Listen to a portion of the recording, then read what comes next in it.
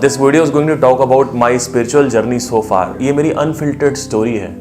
जो भी अभी तक मेरे लाइफ में कुछ इवेंट्स हुए हैं वो मैं आपको इस वीडियो में बताने जा रहा हूँ। कुछ ऐसी चीज़ें हुई हैं जो मुझे ऐसा लगता है कि बताना चाहिए। आई थिंक मेरे को बेटर जानने के लिए, आपका और मेरा जो रिलेशनशिप है उसको और बेटर करने के लिए मुझे मेरा बैकग्राउंड देना चाहिए कि मैं कहाँ से आया हूँ और कैसे मैं इस पे हाइपर फोकस्ड हूँ। मुझे जो डिस्ट्रैक्शंस हैं मैं उनकी तरफ क्यों नहीं खिंचता हूँ, जैसे नेटफ्लिक्स, OTT प्लेटफॉर्म, सच्चा प्यार, गांजा, नशा, इसके पीछे मैं क्यों नहीं जाता हूँ। ऐसा नहीं है कि वो अट्रैक्ट नहीं करते, उसके पीछे बहुत बड़े रीजंस हैं जिस पे मैं बात करूँगा। This will be the unfiltered explanation of my story.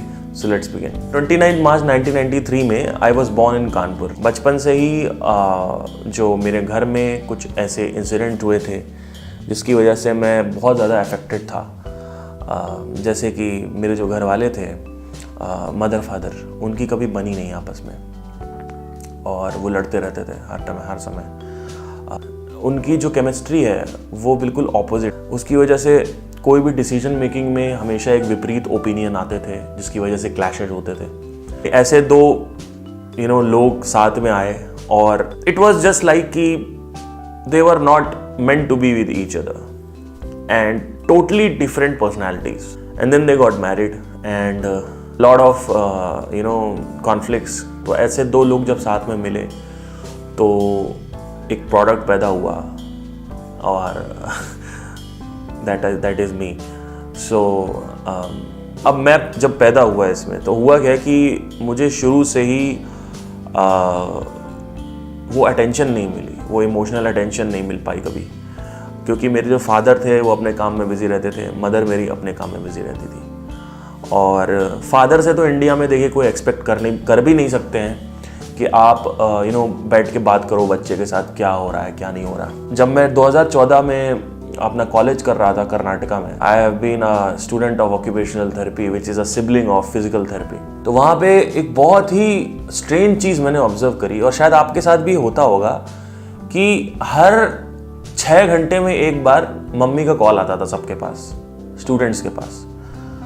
और मैं बहुत ज़्यादा इसको देख के स्ट्रेंज फील करता था। मुझे लगता था कि ये क्या हो रहा है, I mean how is it happening like that, क्योंकि मेरी ज़िंदगी में तो ये सब होता भी नहीं है। I think I miss that part. तो व्हाट हैपेंड वाज, मैं बहुत ज़्यादा सरप्राइज होता था ये देख के कि रात में कॉल आ रहा है, आज क्या किया, ये क्या, वो है, ये सब चीज़ें। तो मेरे पास कभी कॉल नहीं आता था क्योंकि मैं महीने में एक बार कॉल आता था या 2 बार कॉल आता था। तो ऐसा करते करते I really miss that part. So but ऐसा नहीं है कि मेरे को फाइनेंशियल अटेंशन नहीं मिली या फिर जो और भी चीज़ें आप सोच सकते हो वो सब मेरे पास अवेलेबल थी। मतलब मेरे को बचपन में लैपटॉप चाहिए तो मम्मी को जिद करता था तो लैपटॉप आ जाता था।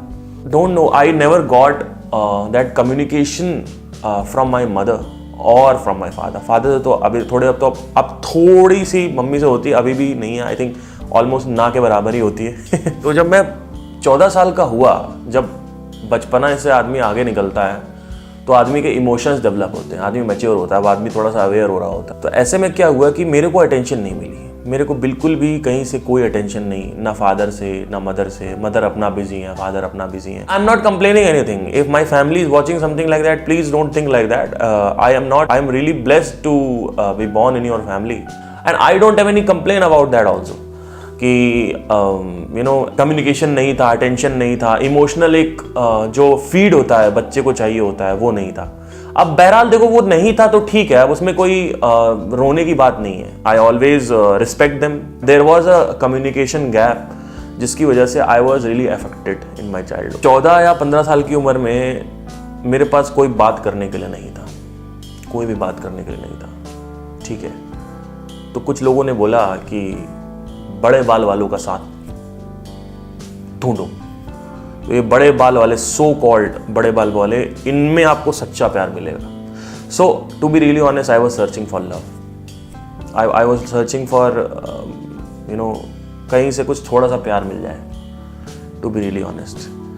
एंड क्योंकि घर से तो था नहीं, तो या अब देखो बच्चा कभी भी आपका खुद का इमेजिन करो, बच्चा है, आप अपने बच्चे से एक्सपेक्ट नहीं कर सकते हो कि आके वो बोले आपको कि मेरे को प्यार करो, मेरे से बात करो। है ना, मेरा बच्चा होगा, अगर मैं उससे बात नहीं करता हूँ और आउट ऑफ सडन 25 साल बाद मैं उससे ये एक्सपेक्ट करता हूँ कि वो मेरे से बात करे, this is a very stupid thing actually, you know, because I being a parent should love him first, because उसको क्या पता, he is not aware about that कि कैसे बात करनी, क्या करना है। पास में कुछ मेरी गर्लफ्रेंड हुई, उन्होंने बोला कि तुम्हारी गलती है, तू बात नहीं कर। भाई देख, ऐसा है ना, you don't understand shit about it. Parents should take the first step, not the child कि वो डिमांड करे आप मेरे को प्यार नहीं करते हो। So this was a very conflict about this girlfriend. I will come to this girlfriend also. लोगों ने बोला कि बड़े बाल वालों का साथ लो, जैसा कि गानों में सुनते हैं, तू मेरी जिंदगी है, तू मेरे को पूरा करती है, पहली नजर में ऐसा जादू कर दिया, तेरा बन बैठा है मेरा जिया, all that bullshit, unreal things. बड़े बाल वालों का साथ लो, बड़े बाल वालों का साथ लो, ठीक है भाई, बड़े बाल वालों का साथ लेते हैं, क्या टेंशन है। I was into music simultaneously, I was really attracted to music and I was started learning Indian classical, which is a different ball game. I'm not going to cover that in this story part. I still remember कि मैं 15 साल का था और मेरी जो teacher थी, मुझे उससे प्यार हो गया था। जब कोई बच्चा सैड हो जाता है, जब बच्चे को कहीं से कोई फीड नहीं मिलता, इमोशनल फीड जो पेरेंट्स को ज़रूरी है आजकल देना, तो बच्चे क्या करते हैं कि या तो ड्रग्स में जाते हैं या तो अल्कोहल में जाते हैं। मेरे साथ ये था अंदर से कि नहीं, मुझे ये नहीं करना है, इतना मेरी सेंस थी कि मुझे ये सब प्रोस्टिट्यूशन और ये सब नहीं करना है। कहीं से भी कुछ भी मिल जाए, कोई थोड़ा सा भी प्यार करे तो मैं उसको अपना लूँगा। तो I started getting attracted to this girl, she was 20 year old and तो एनीवे तो कहीं ना कहीं उससे प्यार हुआ। फिर उसने भी थोड़ा सा अटेंशन दी, क्योंकि मैं अब पीछे पास में जाके पूरा स्कैन किया हूँ, तो उसके बेस पे आपको यहाँ पे बता रहा हूँ। तो वहाँ से कहीं ना कहीं उससे हुआ थोड़ा बहुत, फिर वो ब्रेकअप हो गया, वो 6-7 महीने लगे निकलने में, ट्रस्ट किया, ट्रस्ट टूट गया। उसके बाद कॉलेज में गए, बैक टू 2014, मेरे घर में ऐसे ही चल रहा था, देयर वाज नो अटेंशन। तो कॉलेज में गए, वहाँ पे मैंने कई लड़कियों को डेट किया, 2-3 लड़कियाँ थी। वहाँ पे एक लड़की थी फर्स्ट ईयर में, सो शी टोल्ड मी कि देखो ऐसा है, मैं तुम्हारे साथ घूमूंगी, नाचूंगी, गाऊंगी, ऐश करूंगी और क्या, बट मेरे से ना सीरियस मत होइयो।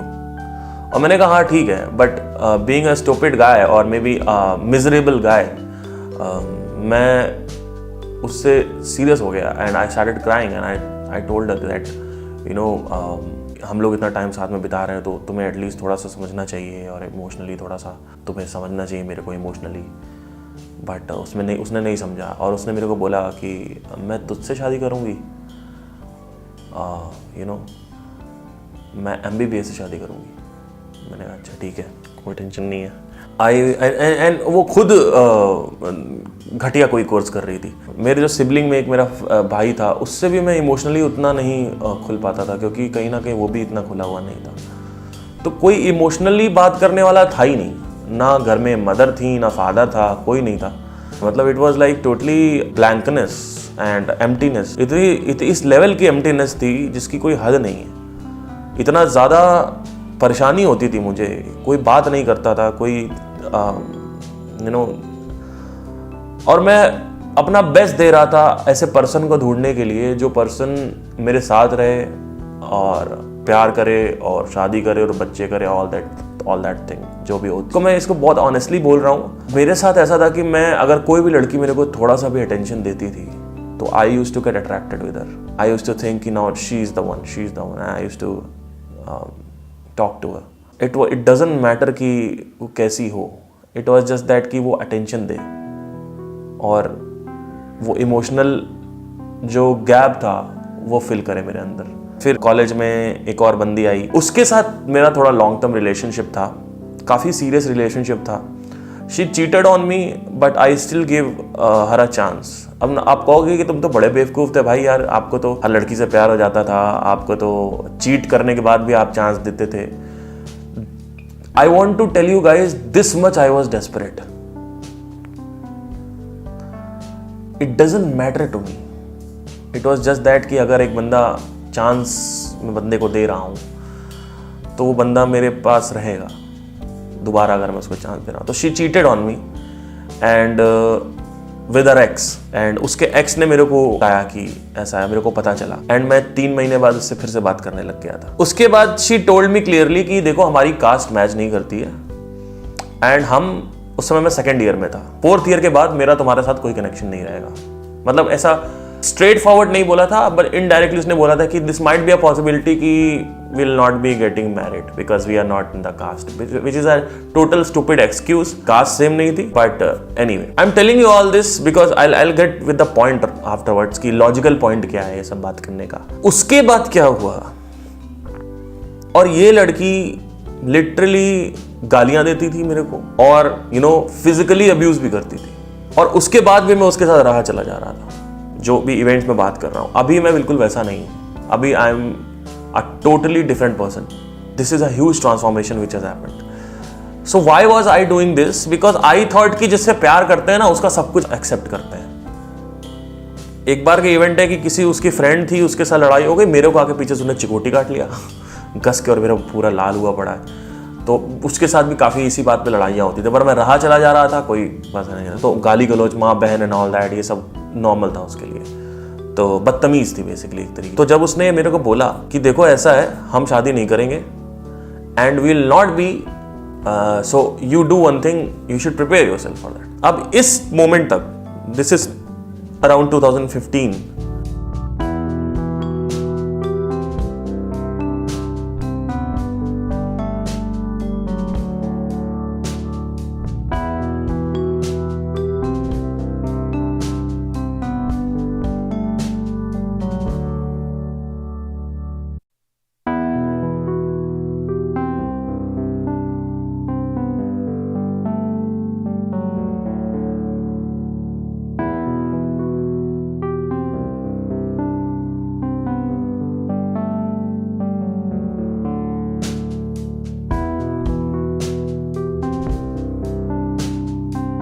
सुबह 7 बजे जाता कॉलेज, शाम को आता था मैं 5 बजे. 5:30 बजे तक मैं फेस वॉश करके बैठता था और 5:30 से 6:30 में मेडिटेशन करने लग जाता. और मैं आपको बताना चाहता हूँ कि मेरे पास सिर्फ वही रास्ता था और कोई रास्ता नहीं था अपने आप को इस भयंकर जो दुख है उससे निकालने से, क्योंकि किसी से बात नहीं कर सकता था.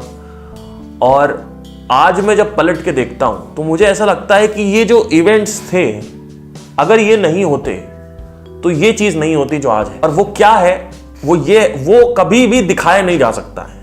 आप सक्सेसफुल होके लोगों को साबित कर सकते हो कि हाँ, कि देख मैंने उखाड़ा है, लेकिन आपने इंटरनल वर्ल्ड में कुछ उखाड़ा है तो वो सिर्फ अगर कोई समझदार है तो बातें सुन के समझ जाएगा, नहीं तो बाकी लोगों को ये दिखाया नहीं जा सकता है कि आपने क्या अचीव किया लाइफ. तो जब इससे मेरा ब्रेकअप हुआ, ये जिसने इंटरकास्ट वाला जो इशू ब्रेकअप हुआ, इसके साथ जब ब्रेकअप हुआ तो फिर भी अंदर से एक अर्ज थी कि कोई हो और प्यार करे. तो एक फाइनली एक पर्सन मिला मेरे को. She was from other city, amazing person, very beautiful, and she texted me regarding music.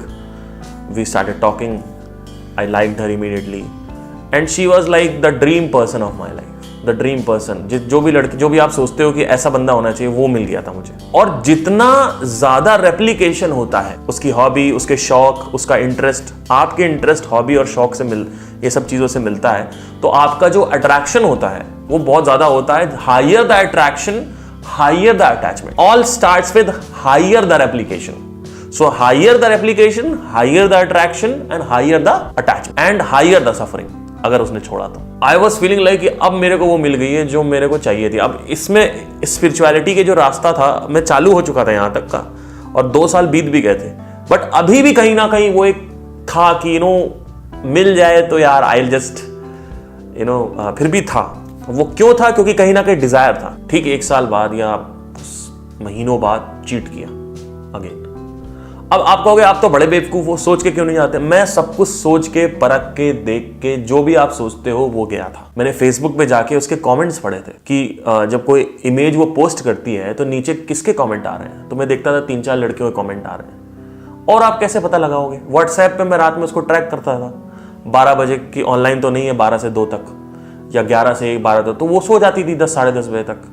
10:30 बजे सो रही है, फेसबुक पे कोई कमेंट नहीं है, इंस्टाग्राम पे कोई गंदे कमेंट नहीं है, कोई लड़का फॉलो नहीं करा. मतलब कुछ लड़कियां होती हैं, कुछ ऐसे लोग होते हैं जो क्या होता है कि आप उनका अगर इमेज के नीचे जो कमेंट है वो देखोगे, अगर उसमें बहुत सारे लड़के हैं रैंडम, तो आप थोड़ा सा आपको सस्पिशियस होना चाहिए. अब मैं ये नहीं कह रहा हूं कि ये प्रूव करता है कि वो लड़का ज्यादा है, पर लड़कियों के कमेंट बिल्कुल 1-2 हैं और लड़कों के भरे पड़े हैं. ऐसा बंदा थोड़ा सा सस्पिशियस होना चाहिए. मैं ये नहीं कह रहा हूं यहाँ पे कि ऐसे बंदे या ऐसे बंदी खराब होते हैं, बस सस्पिशियस हो जाना चाहिए, पर ऐसा कुछ था नहीं.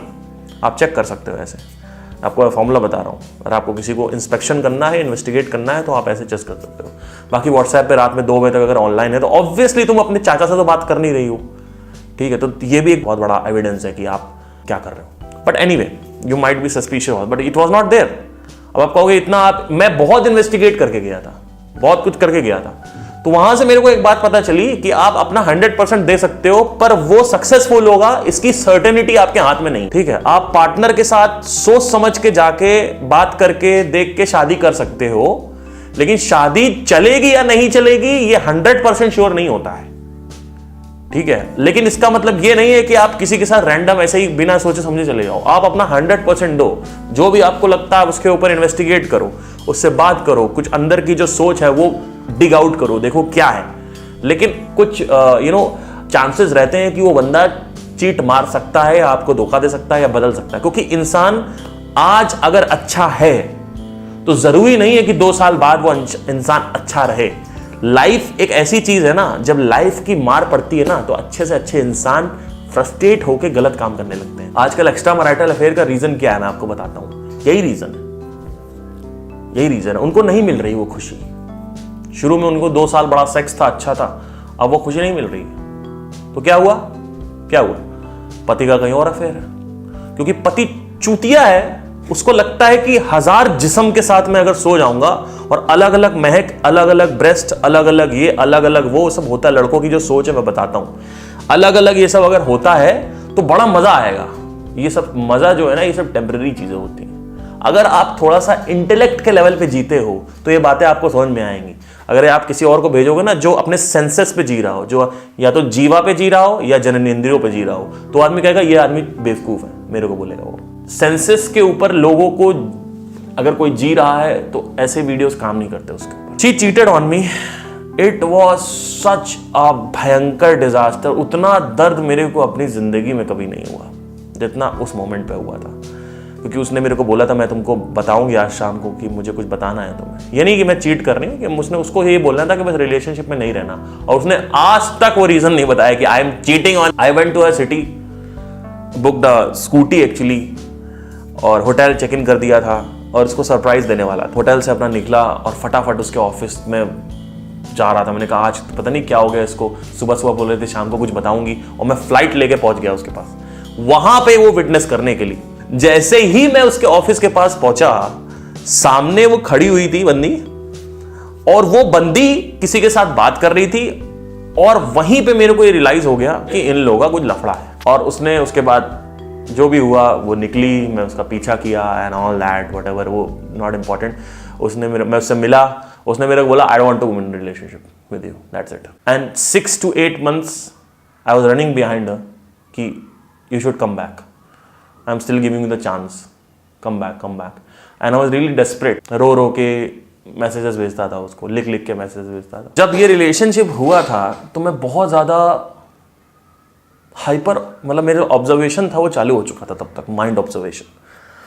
तो जो ये पूरी की पूरी मोमेंट थी, आई स्टिल रिमेंबर कि दिवाली के टाइम सब घर चले गए थे, मेरे जो रूम पार्टनर्स थे, और मैं बैठा हुआ था अकेले रूम में। लोग कह रहे तू घर जा, अच्छा लगेगा। क्या घर जाके अच्छा लगेगा?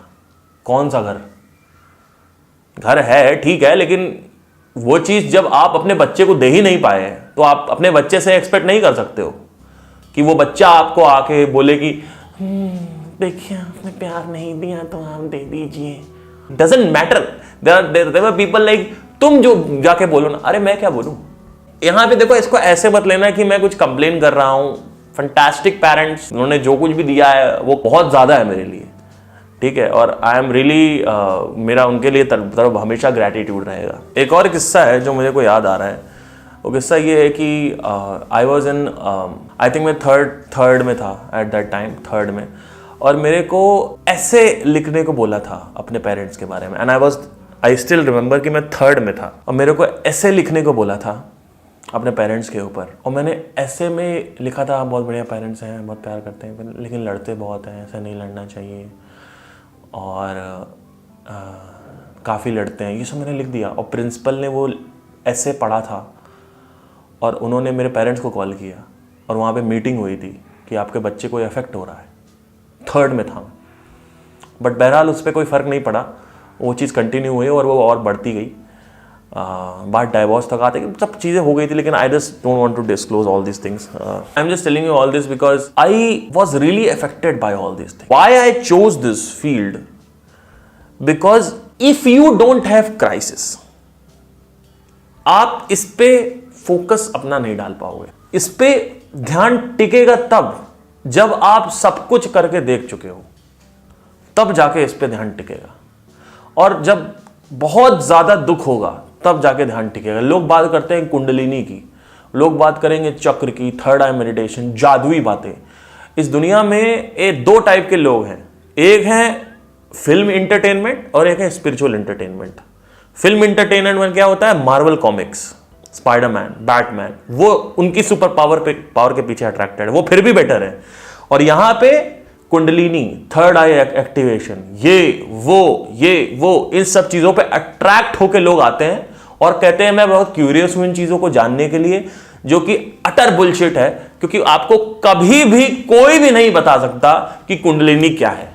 अगर कोई कुंडलिनी के बारे में बात कर रहा है तो उसको नहीं पता है कुंडलिनी क्या है। कुंडलिनी के बारे में किसी को कुछ नहीं पता है। तो कोई भी अगर ये बातें कर रहा है, ये फालतू की पास्ट लाइफ इनकारनेशन और ये दुनियादारी, ये सब स्पिरिचुअल एंटरटेनमेंट है। ये जिसकी मैं बात कर रहा हूं, जो क्राइसिस जो था मेरी जिंदगी में, उसको खत्म करने का सिर्फ एक रीजन है, अपनी समझ को सही करो और ये समझो कि तुम हो कौन। बस दैट्स इट। जब आपको ये समझ में आ जाता है कि आपकी आइडेंटिटी ये नहीं है, आपकी कॉस्मिक आइडेंटिटी है, तो उस वक्त आपको, आप कमरे में अकेले बैठे भी हो तो भी आपको कोई फर्क नहीं पड़ेगा, आप बहुत खुश रहोगे। और ऊपर ऊपर से तूफान आता रहेगा। कभी जॉब चली जाएगी तो लाइफ में अच्छा नहीं लगेगा, कभी अगर गर्लफ्रेंड किसी के साथ सो जाएगी तो अच्छा नहीं लगेगा। लेकिन अंदर अंदर से आपकी जो प्रज्ञा है वो स्थिर रहेगी। इसको स्थिर प्रज्ञा बोलते हैं। जो बुद्धि है वो स्थिर रहती। सम अधि, सम मतलब क्या? वो जो हिले नहीं। बुद्धि जो है वो सम में आ जाती है।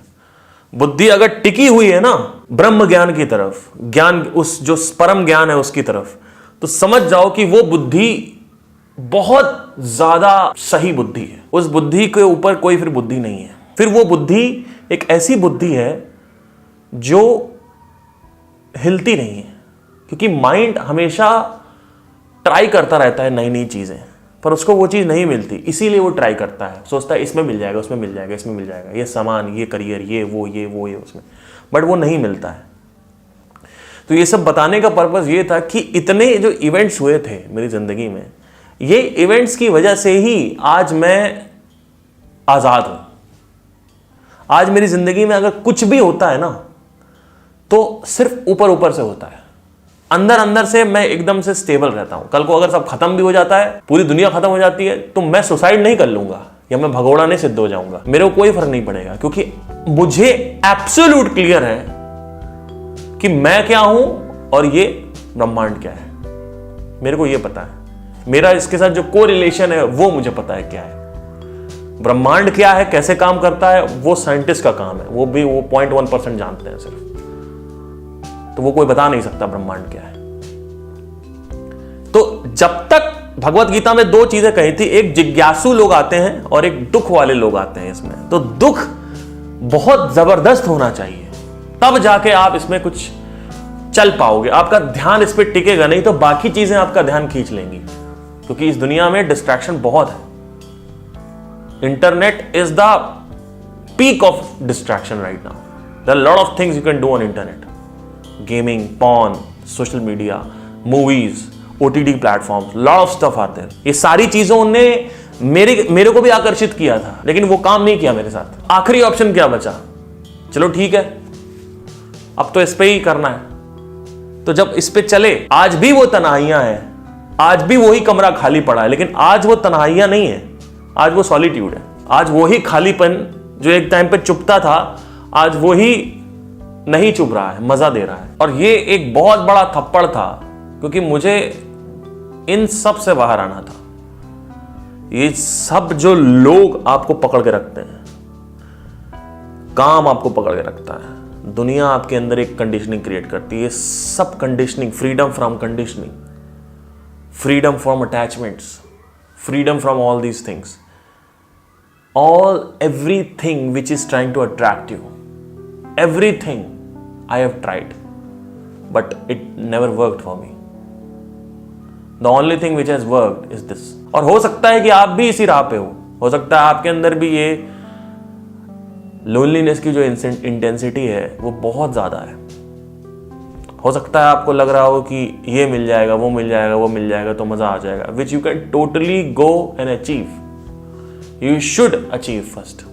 यू शुड इंडल्ज इन सच्चा प्यार. सच्चा प्यार जब सब आप ट्राई करके देख लो, फिर हो सकता है लास्ट में आप इस पे आओ. और उसके बाद भी नहीं आना है तो कोई टेंशन नहीं है, वो आपकी प्रॉब्लम है. वो क्वालिटी ऑफ लाइफ नहीं है जो लोगों को लगता है कि अगर कार आ जाएगी या बंगला आ जाएगा तो वो क्वालिटी ऑफ लाइफ है. वो लोगों की डेफिनेशन है क्वालिटी ऑफ लाइफ. आप सबसे पहले अपने शरीर में रहते हो, उसके बाद आप अपने घर में रहते हो. जो आपका शरीर ही शुद्ध नहीं है, आपका माइंड ही शुद्ध नहीं है, मस्तिष्क ही शुद्ध नहीं है, मन ही शुद्ध नहीं है, तो कैसे आप बाकी चीजें शुद्ध करके ये सोच सकते हो कि मैं शुद्ध हो जाऊंगा. तो जीवन के प्रारंभ में अध्यात्म को करना चाहिए. नहीं करना है तो कोई टेंशन नहीं है, आप हो सकता ना करो इस पूरे जीवन में, which is totally fine, because this should be not imposed on somebody. This should be by choice.